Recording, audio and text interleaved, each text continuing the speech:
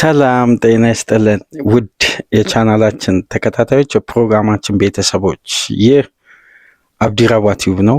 ፕሮግራማችን ላይክ በማድረግ እንዲጀምሩ፣ አዲስ የሆናችሁ ሰብስክራይብ በማድረግ ለዚህ ቻናል ቤተሰብ እንድትሆኑ፣ እንዲሁም ይህንን ፕሮግራም ከሀገር ውጭ የምታደምጡ የቻናላችን ተከታታዮች በሱፐር ስቲከር፣ ሱፐር ቻት፣ ሱፐር ታንክስ ድጋፍ እንድታደርጉ በአክብሮት እየጋበዝን በትናንትናው ዕለት እንግዲህ ጥሪያችንን አክብሮ አብርሃም ማሩ ላደረክልን የሱፐር ታንክስ ድጋፍ ከልብ እያመሰገንን ሌሎቻችሁም ተሳትፎ እንድታደርጉ በአክብሮት እንጋብዛለን። እስቲ የኢንተርናሽናል ጨዋታዎች እንግዲህ ተጠናቀው ወደ ሊግ ጨዋታ ልንመለስ ነው። ከአሁን በኋላ እንግዲህ የሊግ ጨዋታ ለእግር ኳሱ ቤተሰብ 4 ወር ያክል አይቋረጥም። ለ4 ወራት ቀጣይ እንግዲህ የኢንተርናሽናል ጨዋታ አይኖርም። ስለዚህ ለእግር ኳሱ ቤተሰብ ይሄ ለናፈቀው ለሊግ ፉክክር ዳግም የሚመለስበት ወቅት ነው እና በዚህም ወቅት የትላልቅ ክለቦች ጥንካሬ አሁን በእጅጉ የሚፈተንበት ነው። አሁን ምክንያቶች፣ የሚዘረዘሩ ነጥቦች፣ ሊጉን ኖቬምበር ውስጥ ሆኖ ስለ ዋንጫ ማውራት አይቻልም የሚሉትም ሁሉም እነዛ ጉዳዮች ወደኋላ ይቀሩና የኖቬምበር መጨረሻ የዲሴምበር መጀመሪያ የአንድ ቡድን አቅሙ የሚፈተንበት በውድድር ዓመቱ ምን አይነት አቅም ሊያሳይ ይችላል፣ ምን አይነት ርቀት ሊጓዝ ይችላል የሚለው ጉዳይ የሚያነጋግርበት ወቅት ነው። አሁን የሊጉ 1/3 ፊክስቸር አካባቢ ክለቦች ወደ ማድረግ የሚጠጉበት ሳምንት ስለሆነ ቀላል ሳምንት አይሆንም። ካሁን በኋላ የሚመጡ ጊዜያት ለአንዳንድ ክለቦች ፊክስቸሮች ፈታኝ ይሆናሉ። ለአንዳንድ ክለቦች ደግሞ በተወሰነ መልኩ ተመጣጣኝ ሆና የሊግ ፊክስቸር ይመለሳል እና ያኔ በስፋት አንስተን እንወያያለን። ግን የእንግሊዝ እግር ኳስ እስካሁን በተመለከታችሁት ኳሊቲ ደረጃ ወይም ስታንዳርድ ደረጃ ያ ሃይ ኳሊቲ ስታንዳርድ ፉክክር አለ ወይ የሚለው ጥያቄ ከሰሞኑን አንድ ፕሮግራም ስከታተል ነበር። በተለይ ጂሚ ካራገር በማንዴይ ናይት ፉትቦል ጀምሮ በቴሌግራፍ አምዱ ላይ ያብራራው አንድ ጉዳይ አለ። ያን ጉዳይ እንግዲህ ተንተርሰን የራሳችንን ሀሳብ እንሰነዝራለን። ከዛ አይዲያ ጋር እያገናኘን እንግዲህ በዚህ ፕሮግራም ቆይታ እናደርጋለን። የርገን ክሎፕ ከፔፕ ጋርዲዮላ 2019 የዓለም እግር ኳስ የዘመናዊ እግር ኳስ ከፍታ የታየበት የሁለቱ አሰልጣኞች ስታንዳርድ የለየበት አንዳንዴ ቃላት በማይገልጸው የፉክክር ደረጃ የሊጉን ብራንድ ከፍ ያደረጉበት ተፎካካሪ ክለቦች እስኬላቸውን በነሱ ደረጃ ለማምጣት ምን ያክል ከፍተኛ ቤት ስራ እንደሚጠብቃቸው በርካታ ነጥቦች የታየበት ግልጽ የሆነ ሃይ ስታንዳርድ፣ ሃይ ኳሊቲ፣ ሃይ ኢንተርቴንመንት የሆነ እግር ኳስ እንመለከት ነበር። የፔፕ የረጅም ጊዜ ልምድ፣ የኤርገን ክሎፕ የረጅም ጊዜ ልምድ፣ የሁለቱ አሰልጣኞች ከጀርመን የጀመረ ፉክክር በእንግሊዝ ተጋግሎ በሁለት አዳዲስ ኃያላን ክለብ ብቅ ያለበትና አስፈሪ የሊግ ፉክክር የቀጠለበት ዘመን ነበርና ይሄ ከ6 ዓመት በፊት የነበረው ያ ፉክክር የሁለቱ አሰልጣኞች የታክቲክ ጦርነት፣ የቡድን አይደንቲቲ፣ የአንደኛው ቡድን በሌላኛው ላይ ድል ሲያደርግ ለዛኛው ቡድን መልእክት የሚልክበት በተመሳሳይ ፍልስፍና፣ በተመሳሳይ ጨዋታ ቅርጽ፣ ነገር ግን የተለያየ ጨዋታ ፍልስፍና እየተከተሉ የተለያየ ፍልስፍና ተመሳሳይ የጨዋታ አሰላለፍ በመጠቀም ነገር ግን የተለያየ ፍልስፍናዎችን በመጠቀም ነበር ሁለቱ ከፍተኛ ጦርነት የሚያደርጉት። በወረቀት ደረጃ 4-3-3 በሐሰተኛ 9 ቁጥር የሚከተሉበት ሁለቱም ያለ አጥቂ በትርፍ አማካይ ጨዋታን ለመግደል የሚደረግ ትንቅንቅ ነው። ሲቲ ቤት በሐሰተኛ 9 ቁጥር የሚጫወተው የሴርጆ አጉዌሮ ሚና አለ። ከዛም በኋላ ጋብሪኤል ጄሱስ አለ። በተለያዩ ተጫዋቾች ፔፕ ይሄን ታክቲክ ይሞክራል። ሊሮይ ሳኔም አለ። በሊቨርፑል ቤት ሮቤርቶ ፈርሚኒዮ አለ። ሳላ፣ ፈርሚኒዮ፣ ማኔ በፕራይም ታይማቸው የሚገኙበት ወቅት ነው። ሁሉም የቡድን ካራክተር የተላበሰው የአሸናፊነት ስነቦና ከሊግም አልፎ በኢሮፒያን ውድድር ዶሚኔት ያደረጉበት ወቅት ነበር። ያን ጊዜ የምንናፍቅበት የፉክክር መለኪያ ሃይ ስታንዳርድ ፉትቦል ያየንበት ዳግም አይመለስም ይላል ጂሚ ካራገር። ሊመለስ የሚችልበት እድል ሊኖር ይችላል፣ ግን በዛ አይደንቲቲና በዛ የማሸነፊያነት ስሜት፣ በዛ ፍላጎት፣ በዛ ተፎካካሪነትና ከዛም በኋላ በዛ ደረጃ የትኛውም ክለቦች እስከዛ ከፍታ ድረስ መጓዝ አልቻሉ። 33 ጨዋታ ለማሸነፍ የሚደረግ ትንቅንቅ በአማካይ ከ38 ጨዋታ፣ ይሄ ቀላል የሚባል አይደለም። ፔፕ 98 የርገን ክሎፕ 97 አመጡ። በፕሪሚየር ሊግ 90 ነጥብ መግባት በሰር አሌክስ ፈርጉሰን በአንድ መጽሐፋቸው ላይ የሊጉ ዋንጫ ማሸነፍ ይቻላል 90 ነጥብ ማምጣት ከተቻለ። ነገር ግን በፕሪሚየር ሊግ ክሎፕና ጋርዲዮላ ያሉ 97 ነጥብ ማምጣት ዋስትና የለውም ለክሎፕ፣ ምክንያቱም ጋርዲዮላ ስላለ። በቀጣይ ዓመት የሊጉ ዋንጫ የርገን ክሎፕ ለማንሳት 99 ነጥብ ነው ያመጡት። 2 ነጥብ አሻሽለው 99 ነጥብ። ምክንያቱም 98 ነጥብ ማምጣት ጋርዲዮላ ከሱ እኩል ሊያመጣ እንደሚችል ስላሳየ፣ ይሄ ነው ስታንዳርዱን የመጨረሻ ከፍታ አድርገው በዛ ጣራ ላይ አስቀምጠው ሁለቱ አሰልጣኞች ክሎፕ እንግዲህ ከአሰልጣኝነት ሙያ ወደ ክለብ ማስተዳደር የሬድቡል ቴክኒክ ዳይሬክተር በመሆን የግሎባል ሬድቡል ካምፓኒ የበላይ አስተዳዳሪ ሆነው ነው አሁን ላይ እየሰሩ የሚገኙት። ፔፕ አሁንም በሲቲ እዛው ነው የሚገኘው። ነገር ግን ባለፈው የመጨረሻ የሊግ ጨዋታ ሲደረግ በ1000ኛው የአሰልጣኝነት ዘመን ፔፕ ጋርዲዮላ እንደ የርገን ክሎፕ ሊቨርፑል የፈተነኝም ጠንካራ ተቀናቃኝም የለም ብሎ መደምደሚያ ላይ ደርሷል።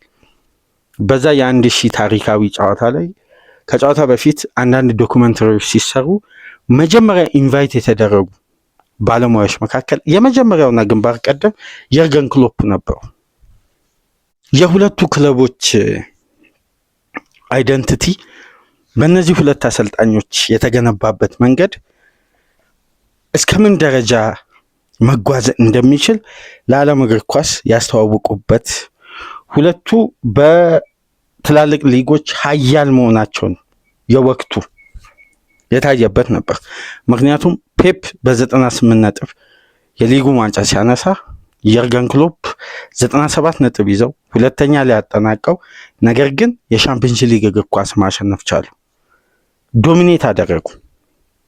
ስለዚህ ያ የ2019 የፉክክርን ከፍታ እስቲ ከሰሞነኛውን የዘንድሮ የውድድር ዓመት በእግር ኳስ ታሪክ ውስጥ ታይቶ በማይታወቅ ሁኔታ በአንድ የዝውውር መስኮት 3.1 ቢሊዮን ፓውንድ ያወጣ ሊግ በዚህ ደረጃ የፉክክር ጣዕሙን በኳሊቲም በስታንዳርድም በተለይ በሜዳ ውስጥ የምናያቸው የ90 ደቂቃ እንቅስቃሴዎች ከወትሮ ለምን አሰልቺና እግር ኳሳዊ ከሆኑ ፍሰቶች ይልቅ በሜዳ ላይ የሚሰነብቱ የሚቆራረጡ አላግባብ የሆኑ ፋውሎች፣ አላግባብ የሆኑ የማሸነፊያ መንገድ ከመሬት ለመሬት ከሚደረግ እንቅስቃሴ ይልቅ የአየር ላይ ኳስ የበረከተበት ይሄ የተፎካካሪነትን ጣዕም ያሳጠው የእንግሊዝ አዲስ አይደንቲቲ መገንባት የቀድሞ ከ2010 በፊት የነበረው የእንግሊዝ እግር ኳስ ከአርሴን ቬንገር ውጪ ያሉ ክለቦች የሚጫወቱ ሲስተምን ባህሪ ዳግም እየመለሰ ይሁን? ይህን ጥያቄ ነው እንግዲህ ካራገር የሚያነሳው። የጆዜ ሞሪኖ፣ የሰር አሌክስ ፈርጉሰን፣ የአርሴን ቬንገር በሶስቱ መካከል መጀመሪያ በቬንገርና በፈርጉሰን መካከል ጠንካራ ትንቅንቅ ነበር። ግን ከሜዳ ውስጥ እንቅስቃሴ ይልቅ የቃላት ጦርነቱ የጨዋታውን ግለት ከፍ ያደርጓል። በሁለቱ መካከል ያለው ግንኙነት በተወሰነ መልኩ ይሄ እግር ኳሳዊ የሆነ አለመግባባት፣ የቃላት ጦርነቶች፣ በርካታ ጉዳዮች አንዱ አንዱን የመተቸት ይሄ የጨዋታውን ተጠባቂነት አግሉቶታል በተለየ ሁኔታ እና ማንቸስተርና አርሴናል የዛን ወቅት የሊጉ ሀያላን ነበሩ። ፉክክራቸው ተናፋቂ እንዲሆን ከሜዳ ውስጥ የታክቲክ የበላይነት ላይ ከሚሰሩ ጉዳዮች ይልቅ ከሜዳ ውጪ ያሉ የቃላት ጦርነቶች፣ ሜዳ ላይ የሚታይ ደግሞ ይሄ ፋይቲንግ ስፕሪት ነበሩ። ግን የኤርገን ክሎፕ እና የፔፕ ጋርዲዮላ ከዚህ በተቃራኒው ነው። ነገር ግን ቬንገርና ፈርጉሰን መሃል ወጣቱ ጆዜ ብቅ አለ። ሁለቱን መለያ ሆነ፣ መሀላቸው ገባ። ሊጉን ባክ ቱ ባክ ማሳካት ቻለ። ነገር ግን የጆዜ መምጣት በሊጉ ላይ በሚታይና ኢንተርቴኒንግ በሆነ የጨዋታ ብልጫ የሚያሸንፍ ሳይሆን በጣም በሎው ብሎክ የታወቀ ግብ የማይቆጠርበት አንድ ካገባ ደግሞ ለአቻነት የሚከብድ ቡድን ሶሊድ የሆነ ቡድን በመገንባት በ95 ነጥብ 15 ግብ ብቻ አስተናግዶ የሊጉን ዋንጫ በሪከርድ ሲያነሳ ከነበሩ ጥንካሬዎች ውስጥ በዋነኝነት የሚነሳው ክሊንሺት ነው እና በዛ ክሊንሺት ውስጥ ደግሞ ቼልሲ የሚያሸንፍበት የማሸነፊያ መንገድ ቡድኑ የተገነባበት አይደንቲቲ ስነቦናው በጣም ከፍ ያለ ጠንካራ፣ ነገር ግን ጉልበትና ፍጥነት ትኩረት ያደረገ ነው።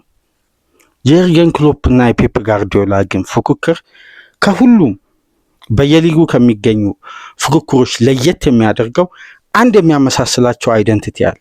ጨዋታን በበላይነት ለማጠናቀቅ ትርፍ አማካይ መጠቀም። የሚጠቀሙበት ሲስተም ግን የተለያየ ነው። ፔፕ ሞር ኮንትሮል ማድረግ ያስቀድማል። ክሎፕ ደግሞ በኮንትሮል ውስጥ ያለውን ያን ሞመንተም በሃይ ኢንቴንሲቲ እና በሃይ ፕሬሲንግ ያን ኳስ ነጥቆ በካውንተር ፕረስ እዛው ማጥቃት ነው እና የዚህ የቡድን አይደንቲቲ ደግሞ ከስር መሰረት በቅኝት በተረጋጋ ሁኔታ በሰከነ ፍጹም እርጋታ የተሞላው ውሳኔና የቡድን ግንባታ በአንድ መልክ ሻርፕ አድርጎ ማብቃት ነው። ይሄ እግር ኳሳዊ ሂደት ይፈልግ ነበር ወደዛ አይደንቲቲ ለማምጣት። በዚህ መሀል ነው እንግዲህ የፔፕ በሊጉ ላይ አዲስ ኃይል ይዞ መቅረብ፣ ክሎፕ ይህን ኃይል የሚያስቆም ደግሞ ሌላ ኃይል ይዞ ለመቅረብ ቡድን መገንባት እኩል ያው የአንድ የዝውውር መስኮት የጃንዋሪ የዝውውር መስኮት ልዩነት ነው የጊዜ ልዩነታቸው።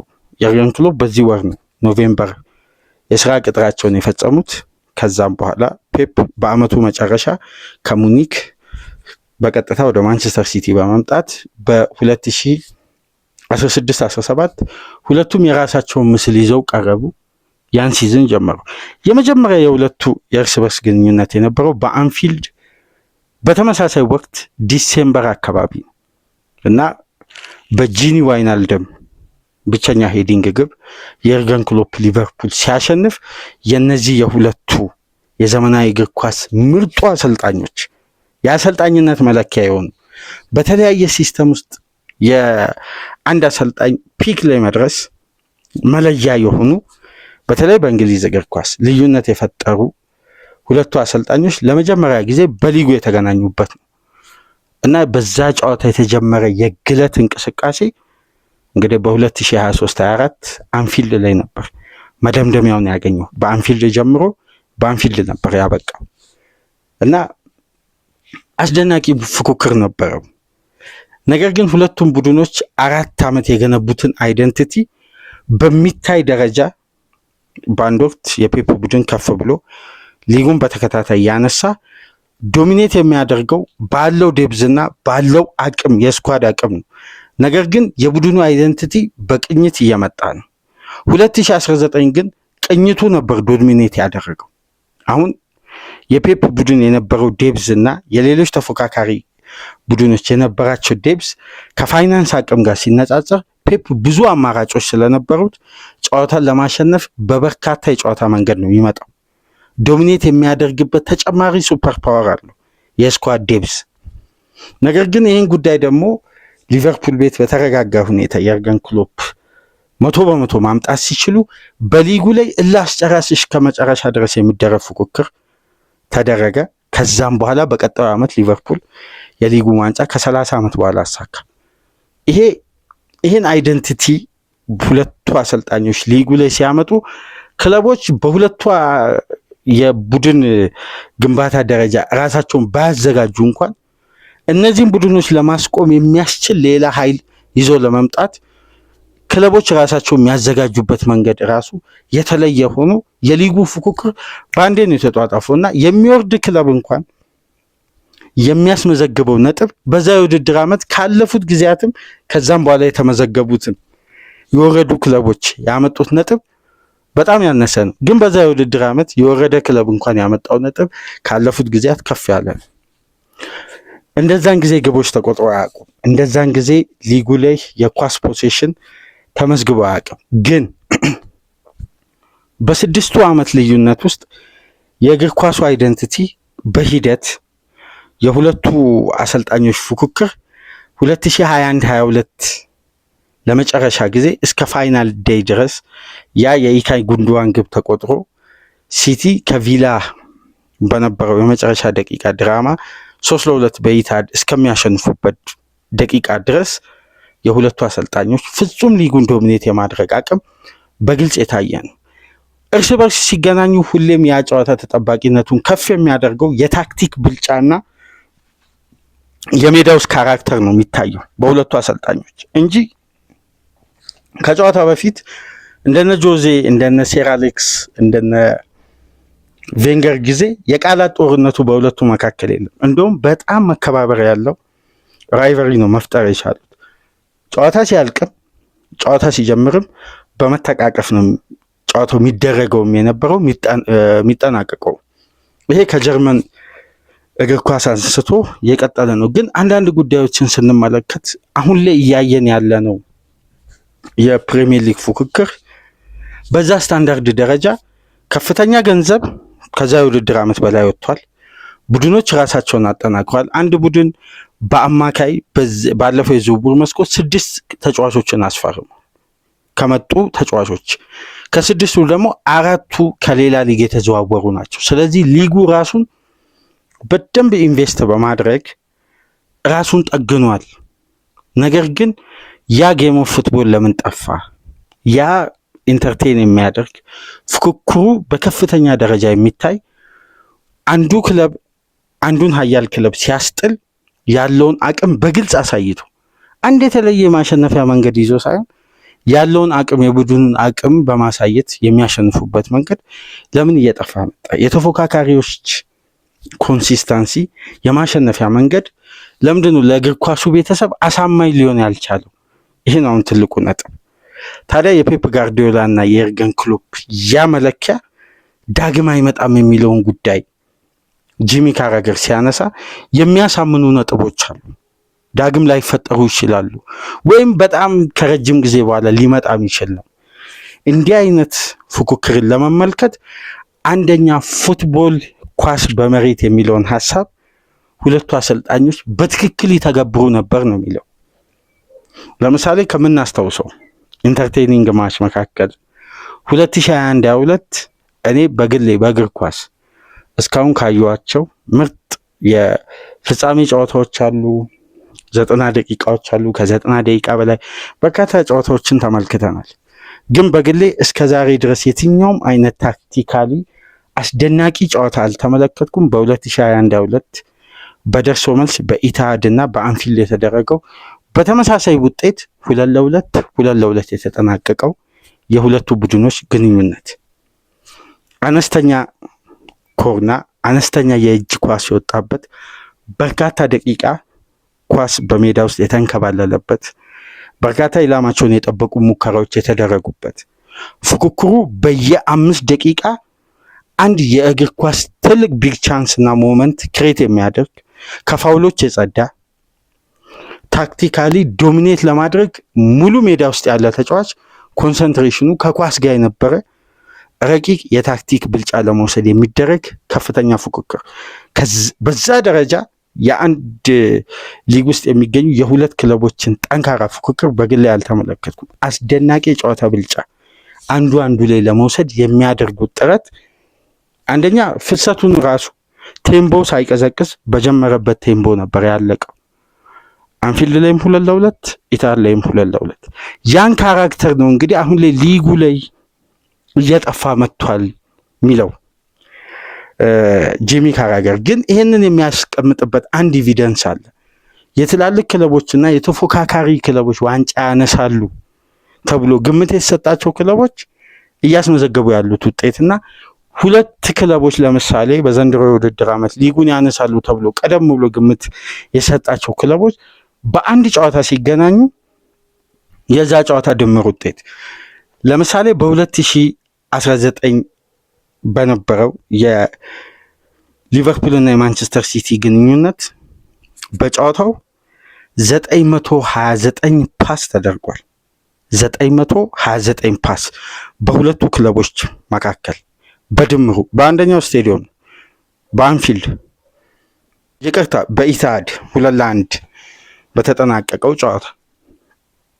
ነገር ግን በዘንድሮ የውድድር ዓመት ለምሳሌ በሊጉ ሁለት በከፍተኛ ሁኔታ ኢንቨስት አድርገው ቡድናቸውን ገንብተው በጥሩ ፉትቦል የእግር ኳሱን ቤተሰብ ያዝናናሉ ተብሎ የተጠበቁት ሊቨርፑል እና አርሴናል ናቸው። ሁለቱ ክለቦች አንፊልድ ላይ በተገናኙበት ጨዋታ በድምሩ 671 ኳስ ነው የተንከባለለው ወይም ስኬታማ ፓስ የተጠናቀቀው።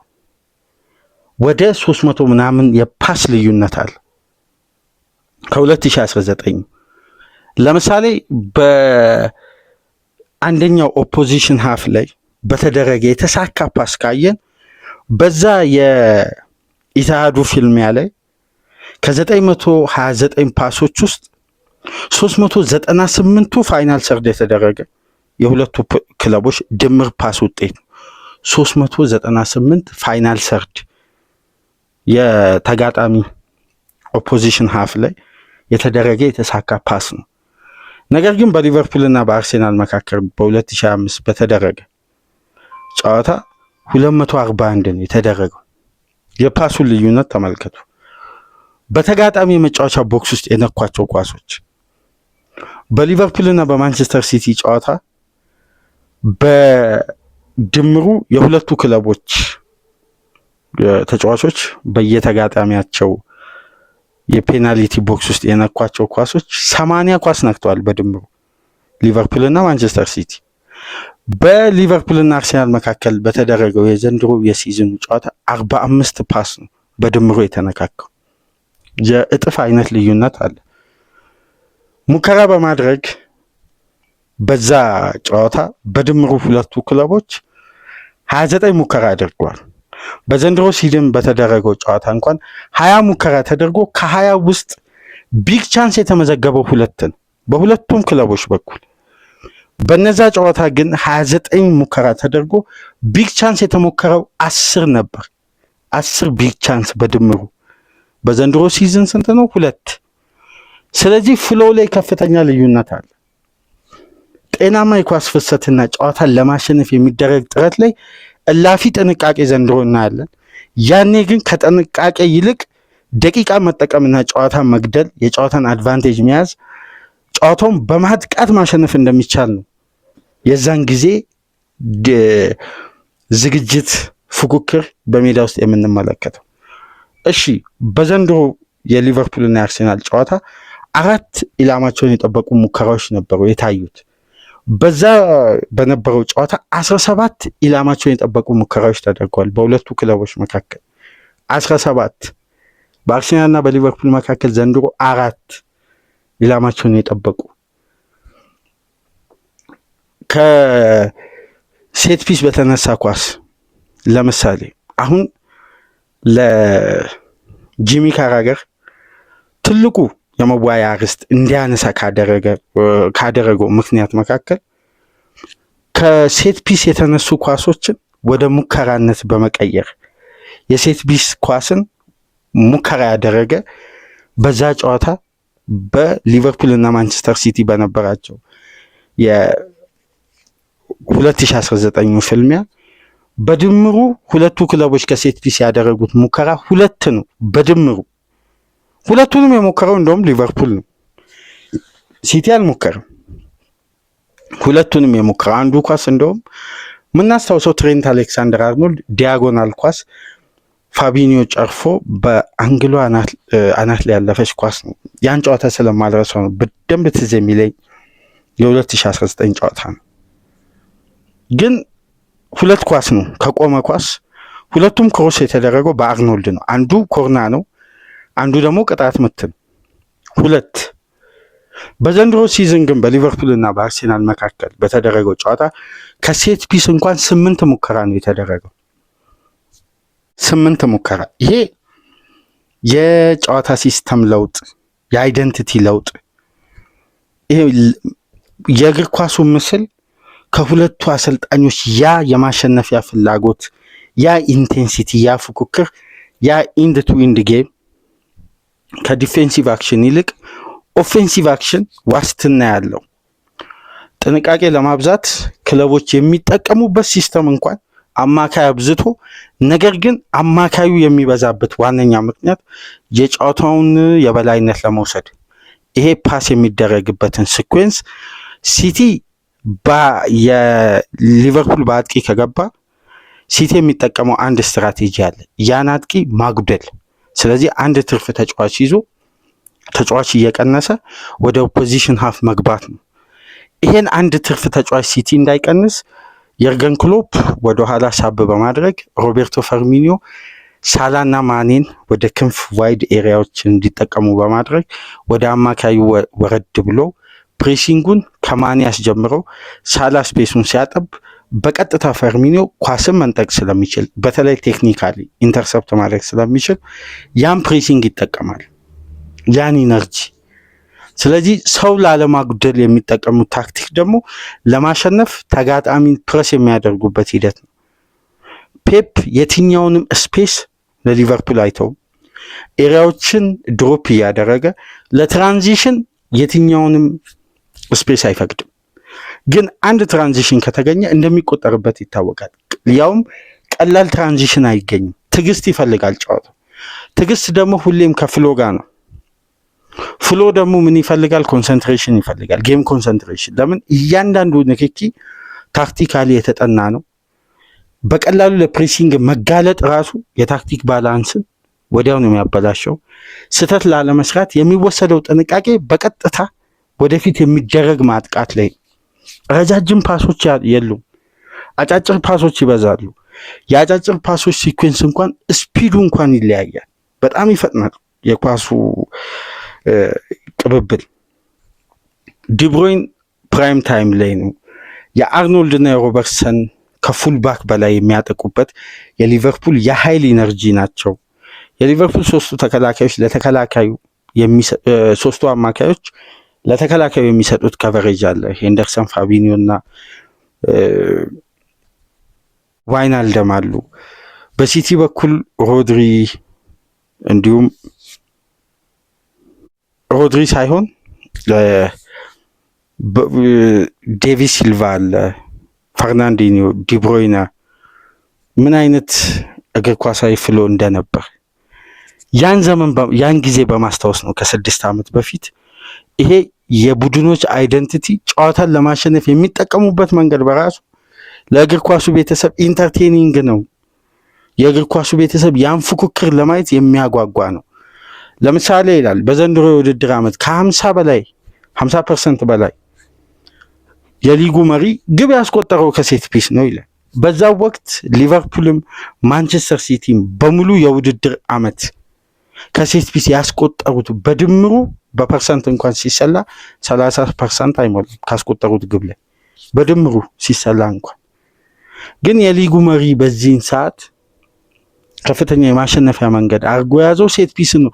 ስለዚህ የእግር ኳስ ኢንተርቴን የማድረግና ከፍተኛ የጨዋታ ብልጫ የሚደረግበት ይሄ ሱፐር ዶሚናንስ አድርጎ የማሸነፍ አቅምን ቢግ ቻንስ ክሬት የማድረግን በአንድ ጨዋታ ለምሳሌ የሁለቱ ክለቦች ከዛን ዓመት በኋላ አንድ ያላስቀጠሉት ሬት አለ።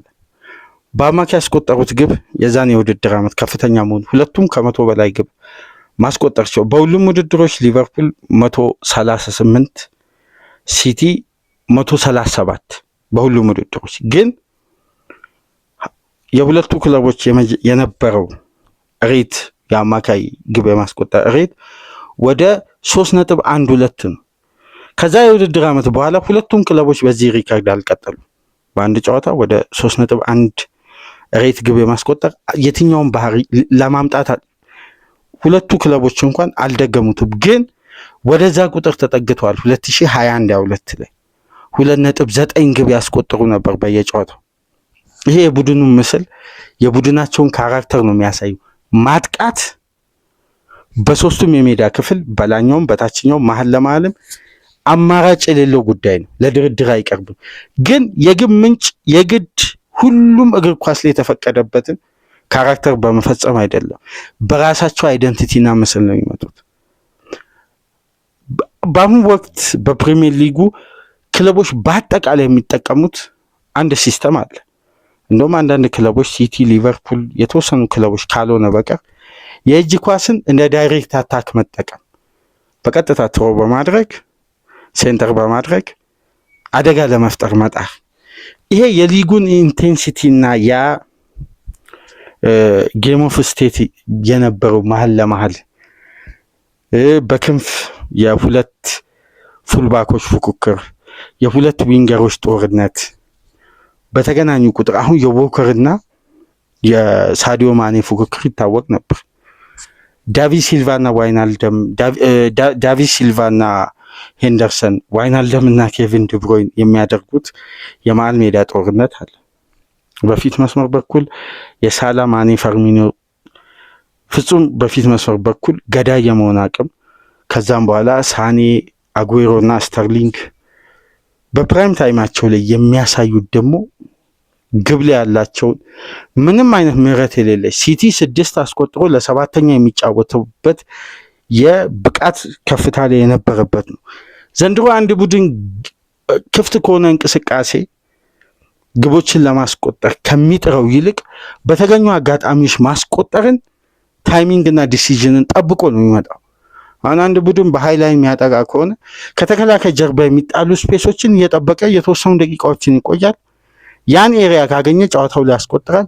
በሎው ብሎክ ጥብቅ ያለ የመከላከል ስትራክቸር ይዞ ረጅም ደቂቃ መጫወት ይችላል። አግሬሲቭ ሆኖ ከዛን ጌም ማኔጅመንት ይባልና ሰዓት የሚባክንበት። አሁን ከየትኛውም የውድድር ዓመት በላይ እንደ ዘንድሮ ሲዝን በፕሪሚየር ሊግ ከፍተኛ ደቂቃ ተጨምሮ አያውቅም።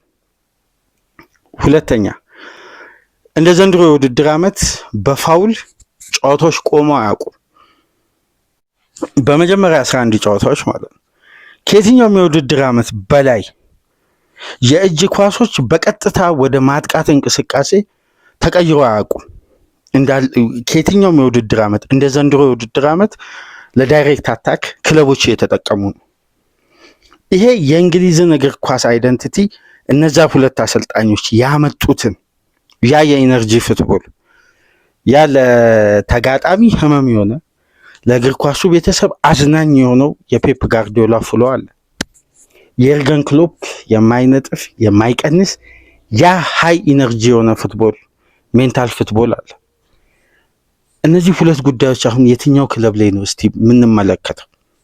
በዛ ፍላጎት በዛ የማሸነፊያ መንገድ አንድ ካስቆጠሩ ለሁለተኛ ግብ የሚራቡበት ጥንቃቄ ከመውሰድ ኮንትሮል ከማድረግ ይልቅ በተመሳሳይ ኢነርጂ እንደውም ከተሻለ ከመጀመሪያው ኢነርጂ ጨምረው እንደውም እኮ አንዳንዴ የሚባል አባባል አለ በደንብ ይሄ ታክቲሽያን ባለሙያዎች የሚያነሱት በክሎፕ እና በፔፕ ስብስብ ውስጥ ረጅም ጊዜ ሲያገለግሉ የቆዩ ተጫዋቾችን መጠቀም ዋጋ መክፈል ነው ይላሉ። ለምሳሌ እነዚህ ሁለት አሰልጣኞች ከለቀቁ በኋላ ወይም እነዛ ተጫዋቾች ክለብን ከለቀቁ በኋላ እነዛ ተጫዋቾች ድጋሚ የሚያገለግሉበትን ኢነርጂ ተመልከቱ። ከመጀመሪያው በጣም ይቀንሳሉ። ምክንያቱም ተጫዋቾች ወክ እንዲያደርጉ አይፈቀድም። ሜዳ ውስጥ የትኛውም ተጫዋች ከጌም ኮንሰንትሬሽኑ እንዳይወጣ ከፍተኛ የኢንቴንሲቲ ትሬኒንጎችን ነው ሲሰሩ የነበሩት እና አብዛኛው ተጫዋቾች በሁለቱ ስብስብ ውስጥ የሚጎዱት በዚህ ኢንቴንሲቲ የሚመጣ ከፍተኛ ይሄ የኦቨርሎድ ጉዳቶችን ነው። ሃርምስትሪንግ እና የባት ጉዳትን የሚያስተናግዱት በተደጋጋሚ። ነገር ግን የተጫዋቾች ጤንነት እንኳን የሚጠበቅበት መንገድ በዛ ሃይ ኤነርጂ እግር ኳስ ነው። ፔፕ የኤርገን ክሎፕን ፕሬሲንግ ለማለፍ የሚዘጋጅበት ስትራቴጂ፣ የኤርገን ክሎፕ የፔፕን ኮንትሮል እና የፕሮሰስ የሚያደርግበትን ኤሪያዎችን በብቃት በመዝጋት ያንን ኤሪያ ፔፕን አሳጥቶ አግሬሲቭ ሆኖ ኳሶችን በመንጠቅ እዛ ወደ ማጥቃት ለመቀየር የሚዘጋጁበት ስትራቴጂ ሌሎች ክለቦች ከነዚህ ሁለት ክለቦች ጋር በሚገናኙበት ወቅት የነበራቸው የጌም ስትራቴጂ የጨዋታውን ውበት ከፍ አድርጎታል ነው የሚለው ካራገር። ይሄ ሀሳብ በጣም 100% ያስማማናል። ዘንድሮ አንድ ቡድን ተጋጣሚን ለማሸነፍ የሚጠቀመው ከዛ ቡድን የተሻለ ሲስተም ይዞ መጥቶ አይደለም። ተመሳሳይ መንገድ ይሆናል፣ ነገር ግን አጋጣሚዎችን ነው በደንብ ሜዳ ውስጥ የሚጠባበቀው። የረጃጅም ኳሶች መብዛት፣ አግሬሲቭ እንቅስቃሴ፣ ፋውል፣ ተደጋጋሚ ኳሶች የሚቆራረጡ። ለምሳሌ እንደ ዘንድሮ ሲዝን አነስተኛ ክፍት ከሆነ እንቅስቃሴ ግብ የተቆጠረበት ሲዝን የለም። አብዛኛውን ግብ ገብታችሁ ፕሪሚየር ሊግ የግብ ሬሾ ላይ ተመልከቱ። ከዳይሬክት አታክ የተቆጠረ ግብ ይበዛል። ረጃጅም ኳስ፣ በእጅ የሚወረወር የሴት ፒስ ኳስ ይበዛል። ነገር ግን በፕሪሚየር ሊጉ ታሪክ ሁለት ለዋንጫ የሚፎካከሩ ክለቦች አስቆጥሮ አያውቁም። እንደ 2019 ክፍት ከሆነ እንቅስቃሴ በፕሪሚየር ሊጉ ታሪክ ተቆጥሮ አያውቅም። በኤክስጂ እንኳን ሲሰላ የ2019 የሁለቱ ክለቦች ኤክስጂ በአማካይ ቀድም የነገርኳችሁ ወደ 3.1 ሬሾ ግብ ያስቆጥራሉ የሚል ነው። በኤክስጂ ግን 3.4 ነው። በዚህ ደረጃ ሃይ ስታንዳርድ ፉትቦል ከዛ የውድድር ዓመት በኋላ ድጋሚ በሌላ ምስል በሌላ የቡድን ግንባታ መጥተው 2021-22 ላይ ተመለከትን። ከዛም በኋላ ክሎፕም ቡድኑም አደስ ፈለጉ። የተወሰነ የጊዜ ታይሚንግ ወሰዱ። ኢነርጂ ያለቃሉ፣ ሊጉን ለቀቁ። ፔፕ በሌላ ምስል መጣ። ይሄ የሃይ ተርኖቨር ቡድን ሆነ። ልክ የኤርገን ክሎፕ 2019 ሲሰሩ የነበሩትን የክሎፕ አጋዥ የነበረውን ፔፕ ሊንደርስን ምክትል አሰልጣኝ በማምጣት እንግዲህ ያን አይደንቲቲ የመላበስ ካራክተርን ደግሞ የፔፕ ቡድን ላይ ያየን ነው። ይሄ በሊጉ ላይ ያሉትን የተፎካካሪ አይነት የፔፕ አይደንቲቲ መቀየር እንኳን የሚያሳየን ልዩነት አለ። ግን በደንብ አንድ ጉዳይ እዚህ ጋር ለመወያያነት በሌላ ርዕስ እንመጣለን። ምናልባት ከአባ ጋር በዚህ ሀሳብ በስፋት እየተወያየን የምናነሳቸው ነጥቦች አሉ። ሁለቱ አሰልጣኞች ለምንድን ነው በአንድ ሲዝን በተመሳሳይ በ9 ቁጥር ለመጫወት የወሰኑት? ታስታውሳላችሁ? 2022-23 ሲቲም ሃላንድን ገዛ። ፔፕ ሃላንድን አመጣ፣ ክሎፕም ኑኔዝን አመጣ። በአብዛኛው የሁለቱ አጥቂዎች ተክለሰውነት፣ የፀጉር ስታይል፣ ፍጥነታቸው፣ ጉልበታቸውን ስናይ አንዳንድ የኳሊቲ ልዩነት ቢኖርም ግን በአብዛኛው የሚመሳሰሉ አይነት ናቸው። ግን ሁለቱም ወደ ቀድሞ የቲም ካራክተር መመለስ በማይችሉበት ደረጃ ነው የአይደንቲቲ ለውጥ ያደረጉት። የእንግሊዝ እግር ኳስን በላቀ ደረጃ ከፍ ያደረጉት ሁለቱ አሰልጣኞች የሊግን ጣዕም፣ የተፎካካሪነትን መጠን መለኪያ አድርገውታል። አሁን ታዲያ በዛ መለኪያ ደረጃ እስቲ የትኞቹ ክለቦች ናቸው ካሁን በኋላ ያን የፕሪሚየር ሊግ ጣዕም እንድናይ ያን የፉክክር መጠን ከንጹህ እግር ኳስ ጋር ከከፍተኛ ፍላጎትና ፍጹም ጨዋታን ለማሸነፍ የማሸነፊያ መንገዳቸው ለእግር ኳሱ ቤተሰብ አዝናኝ የሆነ የቡድን አይደንቲቲ የምንመለከተው? ስለዚህ ይሄ የእግር ኳስ ዘመን ናፍቆናል ነው የጂሚ ካራገር አስተያየት። እነዚህ መመዘኛዎችን አስቀምጧል። እኔም ከራሴ ማስታወሰውን አንዳንድ ነጥቦችን አክዬበት ነው ይህን ፕሮግራም እንደ መጀመሪያ ክፍል ውሰዱት። ግን ሁለቱ አሰልጣኞች ሁለት ተመሳሳይ ሀሳብ አምጥተው ሳይሳካላቸው በድሎች ምክንያት የተሸፈኑ ሁለት ትላልቅ ሚስጥሮች አሉ። ያን ሚስጥር በራሳችን ታዝበን ያለፍነው ከረጅም ጊዜ በኋላ ደግሞ ዘገባዎች ተሰርተው አምና ተመልክቼ ነበር። ግን በወቅቱ ፕሮግራሙ ወደ እናንተ አልደረሰም። በርካታ የሀገራችንም ሚዲያዎች ላይ ያ ነጥብ አልተነሳም።